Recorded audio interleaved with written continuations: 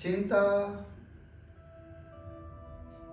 इस संसार की, इस सृष्टि की, घर परिवार की, व्यापार की सबसे बड़ी ज्वलंत समस्या बन चुकी है। हर व्यक्ति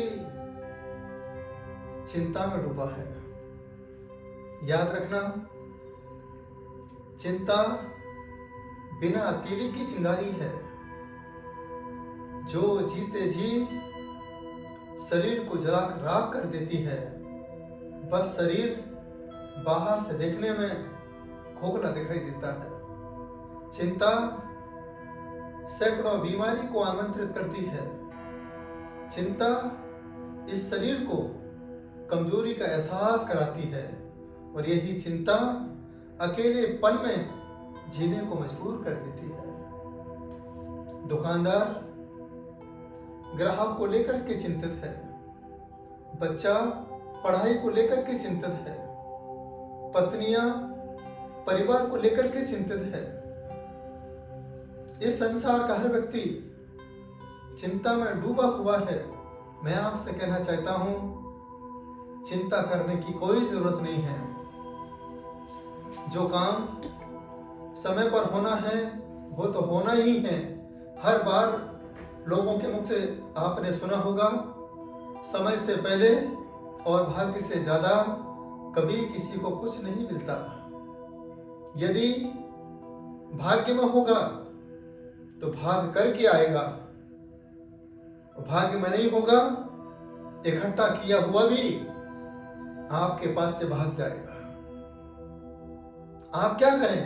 चिंतन करो। चिंता करोगे तो चिता के बिना ही जल जाओगे और चिंतन करोगे तो सभी के चित्त पर अपना राज्य कर पाओगे। चिंतन करो।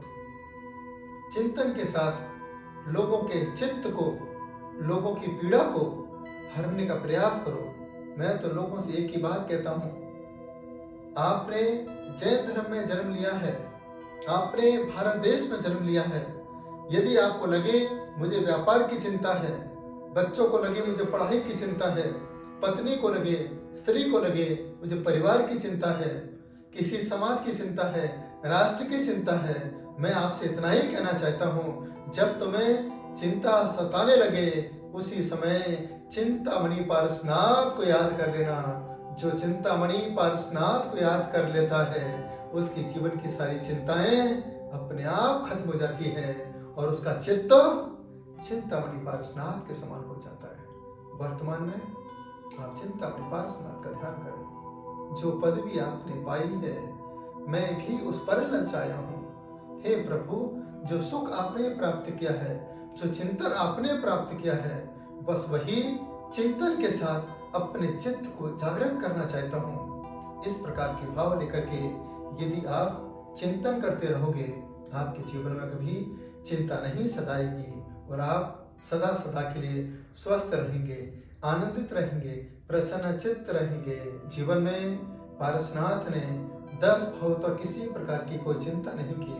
चिंतन किया और चिंता में परेशान रहने वाला कमठ अंत में चिंतन करने वाले के चरणों में नतमस्तक हो गया। आप सोच लीजिए, सही क्या है, गलत क्या है, आपके सामने फैसला आपको करना है।